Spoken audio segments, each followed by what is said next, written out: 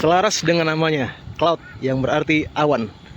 Menurut Wuling, Cloud EV ini desain eksterior maksudnya, terinspirasi dari lekukan awan. Makanya kalau kita lihat dia ini cukup banyak ya untuk depan, terutama itu lekukan yang patah.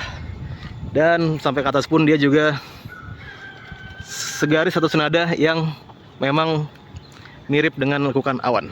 Tapi ternyata mobil ini walaupun kategorinya adalah sebagai medium hatchback, tapi ternyata dia punya dimensi yang cukup besar. Bisa dilihat untuk tingginya saja itu hampir 170, kalau nggak salah di 165 atau 167 gitu.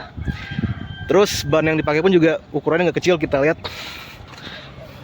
yaitu pakai ban yang ukurannya 215 55 dengan pelek ukuran 18. Dan bisa dilihat peleknya ini palang 5 ya, dengan warna yang dominan silver. Ya menurut saya pelek ini sudah sesuai dengan profil mobilnya yang modern pastinya. Lagi-lagi ada guratan garis patah di bagian tengahnya. Dan kalau kita perhatikan juga, baik di depan ataupun belakang, dia ini punya lampu yang desainnya cukup minimalis. Hanya garis lurus yang dominan dan ada lekukan di bagian pinggirnya. Di bagian sini adalah untuk sen, jadi ujung kiri kanan itu sen. Terus juga ini kalau misalkan dia gelap atau malam hari menyala dari LED, dan di bawah itu adalah lampu utamanya. Makanya mobil ini punya penerangan yang maksimal. Untuk spesifikasi lengkapnya berikut saya cantumkan. Dan kalau kita lihat tenaga dan torsinya itu sudah lebih dari cukup untuk melajukan mobil ini. Jadi meskipun Cloud EV ini punya dimensi yang cukup bongsor untuk sebuah hatchback, tapi dengan tenaga dan torsi yang dimilikinya, hasil mobil ini jadi punya performa yang cekatan dan kuat. Di sebelah kiri depan kita lihat ini untuk colokannya begitu. Dan nggak cuma di sini aja, dia pun juga ada di belakang kanan. Nah ini dia untuk colokan yang ada di belakang. Dan kalau kita lihat, ternyata antara depan dan belakang itu beda model colokannya. Jadi pastikan kalau mau cas itu sesuaikan dulu dengan kabel chargernya. Kita bisa lihat Cloud ini punya desain kabin yang cukup simple ya. Dia nggak banyak desain yang aneh-aneh, nggak banyak lekukan tajam, tapi dia punya detail yang rapi. Dan kalau kita lihat lebih dekat, ini ternyata dia mendapat sentuhan wood panel. Bahkan di sini pun juga wood panel. Hanya saja memang wood panelnya agak berkamuflase ya, dia agak-agak kehitaman warnanya. Jadi sepintas kayak sewarna sama panelnya. Terus dia juga untuk handle dan untuk speaker itu warnanya bronze.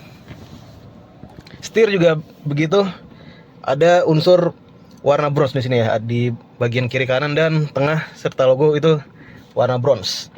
Untuk instrument cluster hanya seperti ini, nggak terlalu besar ukurannya, tapi dia punya head unit yang sangat besar. Ini ukurannya kayak ukuran laptop ya.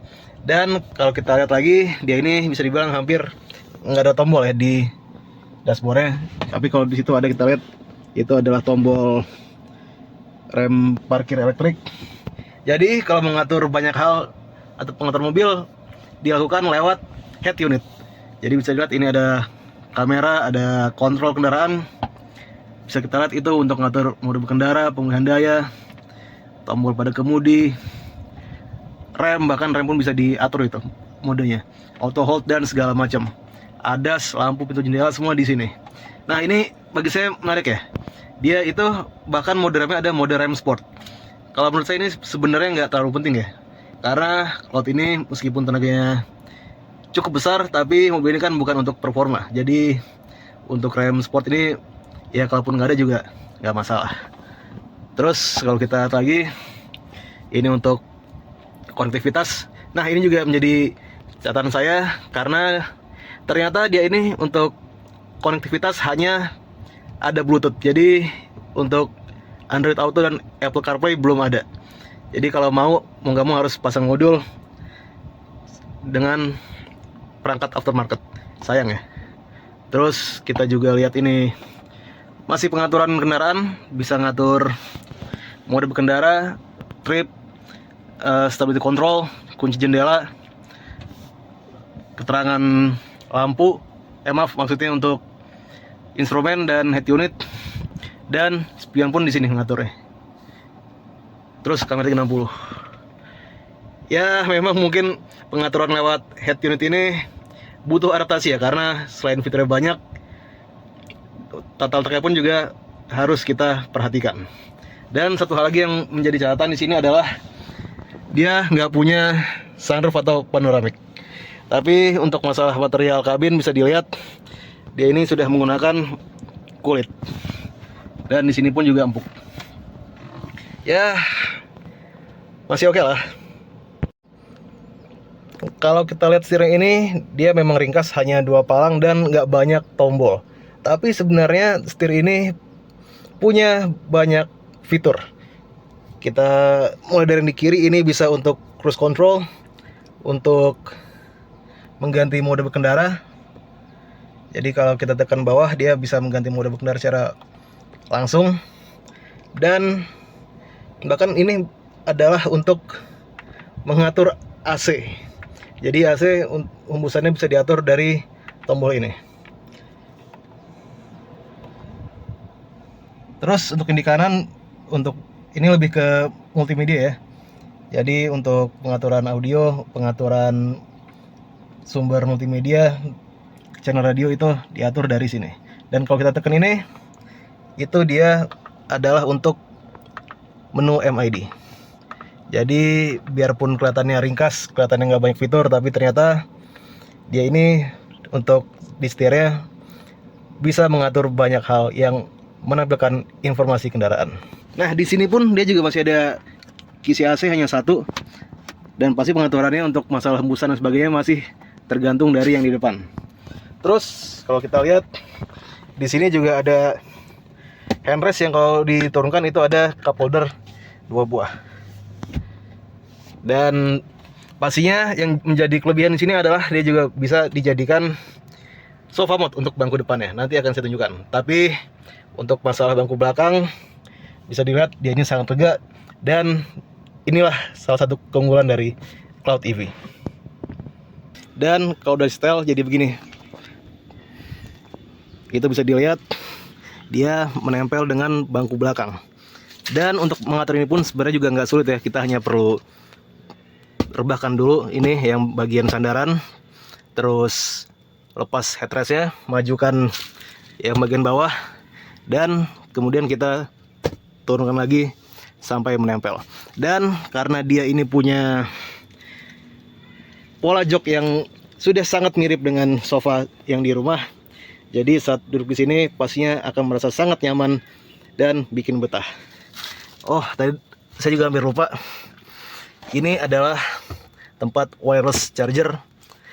Terus kalau kita buka ini juga ada kompartemen lagi, dan di sini pun ada kompartemen, dan ada 2 buah slot untuk USB dan charger, dan pastinya bisa ditutup.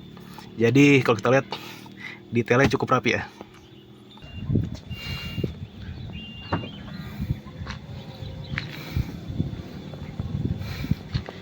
Nah, bisa dilihat sesuai dengan profil bodinya dan dengan kelegaan untuk penumpang. Di bagasi pun dia juga punya volume yang luas.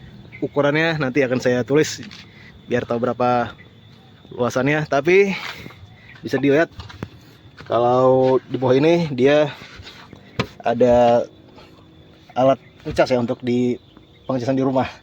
Dan kalau kita lihat ini juga ada apa ini isinya, kita lihat ya.